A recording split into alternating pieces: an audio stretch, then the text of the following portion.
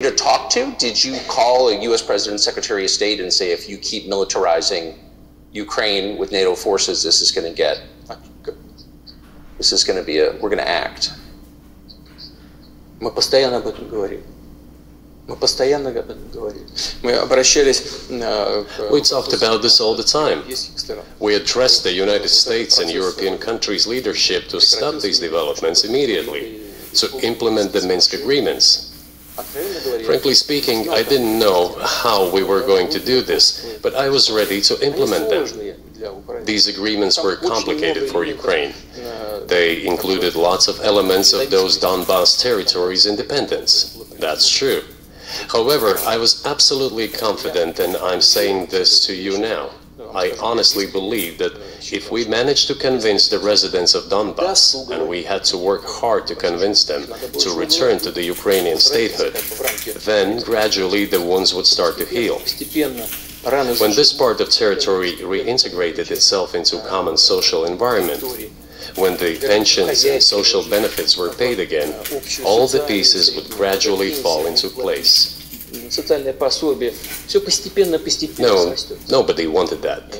Everybody wanted to resolve the issue by military force only. But we could not let that happen. And the situation got to the point when the Ukrainian side announced, no, we will not do anything. They also started preparing for military action. It was they who started the war in 2014. Our goal is to stop this war. And we did not start this war in 2022. This is an attempt to stop it. Do you think you've stopped it now? I mean, have you achieved your aims? No, we haven't achieved our aims yet, because one of them is denazification. This means the prohibition of all kinds of neo-Nazi movements. This is one of the problems that we discussed during the negotiation process, which ended in Istanbul early this year.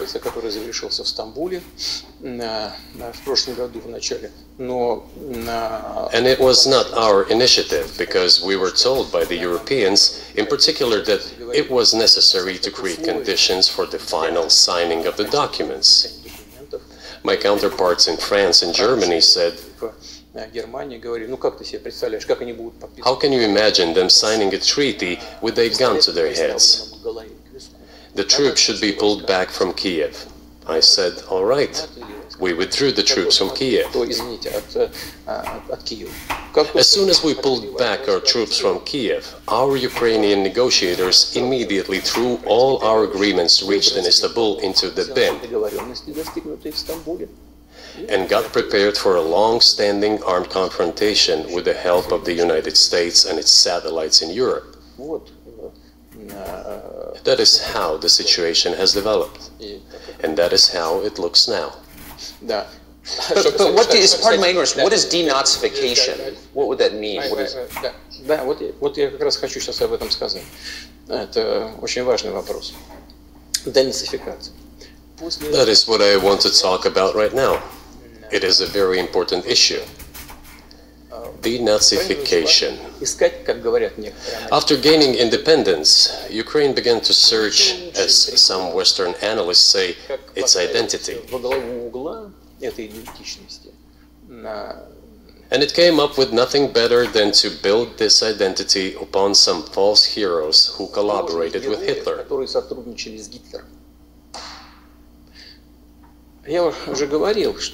I have already said that in the early 19th century, when the theorists of independence and sovereignty of Ukraine appeared, they assumed that an independent Ukraine should have very good relations with Russia. But due to the historical development, those territories were part of the Polish-Lithuanian Commonwealth. Poland, where Ukrainians were persecuted and treated quite brutally, as well as were subject to cruel behavior. There were also attempts to destroy their identity. All this remained in the memory of the people.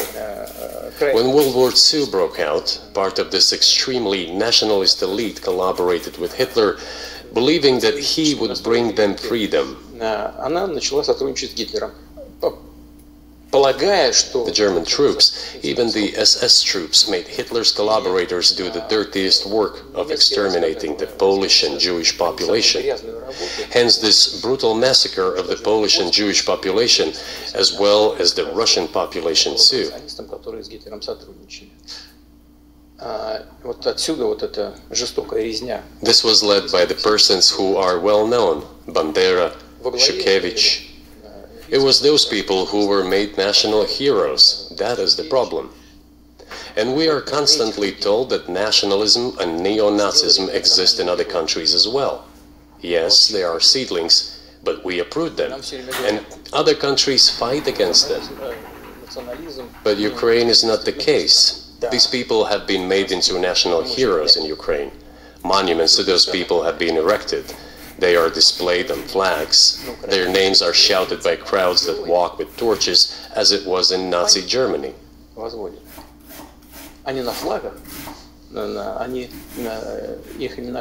These were people who exterminated Poles, Jews, and Russians. Это люди, которые уничтожали поляков, евреев и русских. It is necessary to stop this practice and prevent the dissemination of this concept. I say that Ukrainians are part of the one Russian people. They say, no, we are a separate people. Okay, fine. If they consider themselves a separate people, they have the right to do so, but not on the basis of Nazism, the Nazi ideology. Would you be satisfied with the territory that you have now? Нет, сейчас закончим. Вы же задали вопрос по неонацизму и денацификации. I will finish answering the question. You just asked a question about neo-Nazism and denazification. Look, the president of Ukraine visited Canada. The story is well known, but being silenced in the Western countries. The Canadian Parliament introduced a man who, as the Speaker of the Parliament said, fought against the Russians during the World War II. Well, who fought against the Russians during the World War II? Hitler and his accomplices. It turned out that this man served in the SS troops. He personally killed Russians, Poles, and Jews. The SS troops consisted of Ukrainian nationalists who did this dirty work. The president of Ukraine stood up with the entire Parliament of Canada and applauded this man.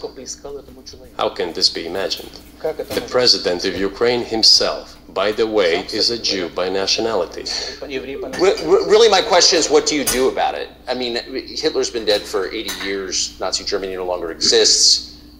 And so, true. And so, I think what you're saying is you want to extinguish or at least control Ukrainian nationalism. But how? How do you do that? Вот послушайте меня. Ваш вопрос очень тонкий. Listen to me. Your question is very subtle, and I can tell you what I think. Do not take offense. Of course. Он, казалось бы, тонкий, он очень противный. This question appears to be subtle. It is quite pesky. Значит, You say Hitler has been dead for so many years, 80 years. But his example lives on. People who exterminated Jews, Russians, and Poles are alive. And the president, the current president of today's Ukraine, applauds him in the Canadian Parliament, gives a standing ovation. Can we say that we have completely uprooted this ideology if what we see is happening today? That is what denazification is in our understanding. We have to get rid of those people who maintain this concept and support this practice and try to preserve it.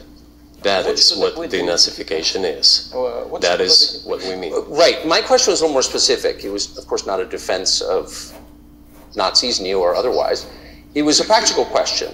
You don't control the entire country. You don't control Kiev. You don't seem like you want to.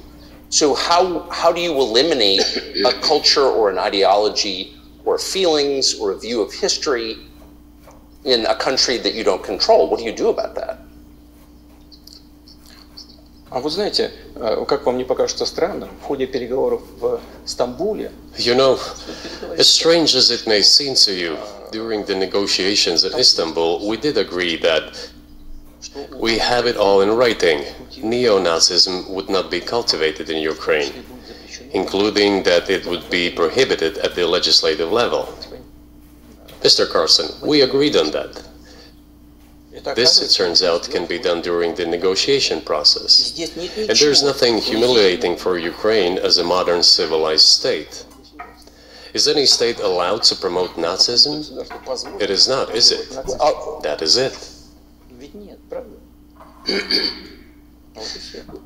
Will there be talks, and why haven't there been talks about resolving the conflict in Ukraine? Peace talks.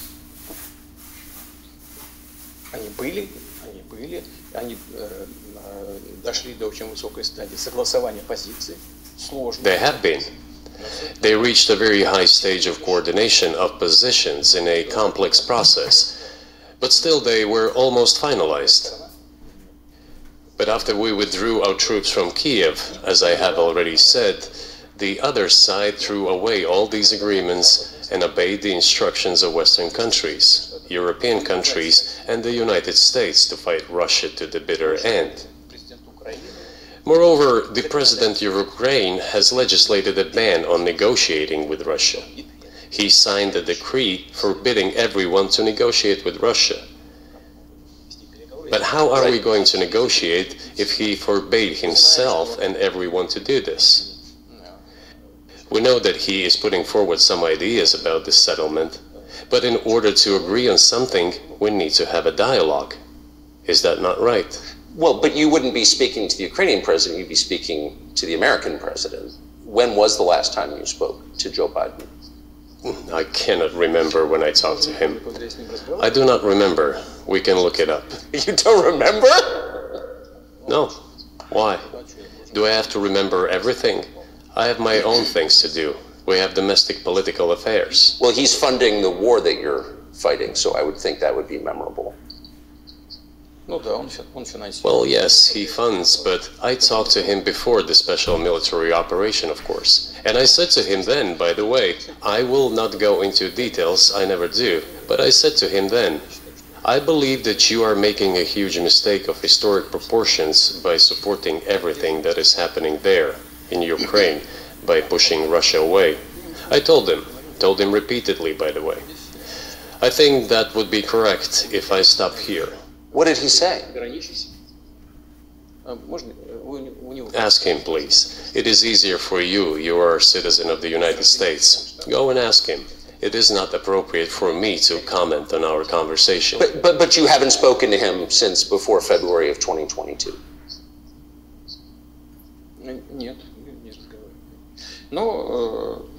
No, we haven't spoken. Certain contacts are being maintained, though. Speaking of which, do you remember what I told you about my proposal to work together on a missile defense system? Yes. You can ask all of them. All of them are safe and sound, thank God. The former president, Condoleezza, is safe and sound, and I think Mr. Gates and the current director of the intelligence agency, Mr. Burns, the then ambassador to Russia, in my opinion, are very successful ambassador. They were all witnesses to these conversations. Ask them. Same here. If you are interested in what Mr. President Biden responded to me, ask him.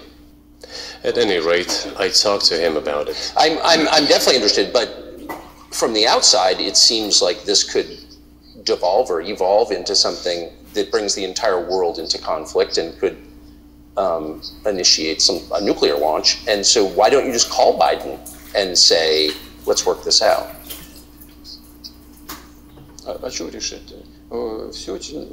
What's there to work out? It's very simple. I repeat. We have contacts through various agencies. I will tell you what we are saying on this matter and what we are conveying to the US leadership. If you really want to stop fighting, you need to stop supplying weapons. It will be over within a few weeks. That's it. and then we can agree on some terms. Before you do that, stop. What's easier? Why would I call him? What should I talk to him about? Or beg him for what? And what messages do you get back? You're going to deliver such and such weapons to Ukraine? Oh, I'm afraid, please don't.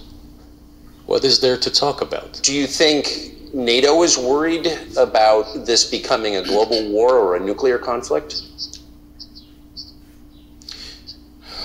At least that's what they're talking about. And they're trying to intimidate their own population with an imaginary Russian threat. This is an obvious fact.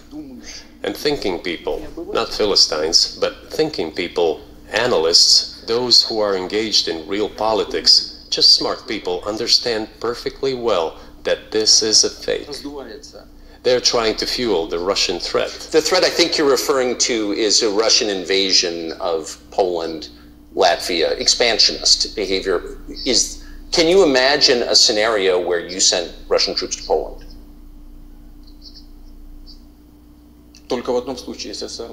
Only in one case, if Poland attacks Russia.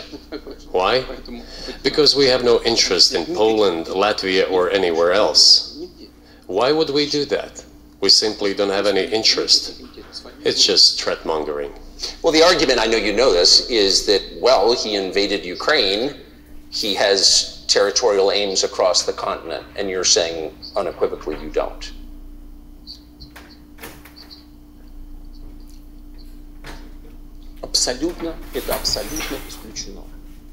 It is absolutely out of the question. You just don't have to be any kind of analyst. It goes against common sense to get involved in some kind of a global war. And a global war will bring all humanity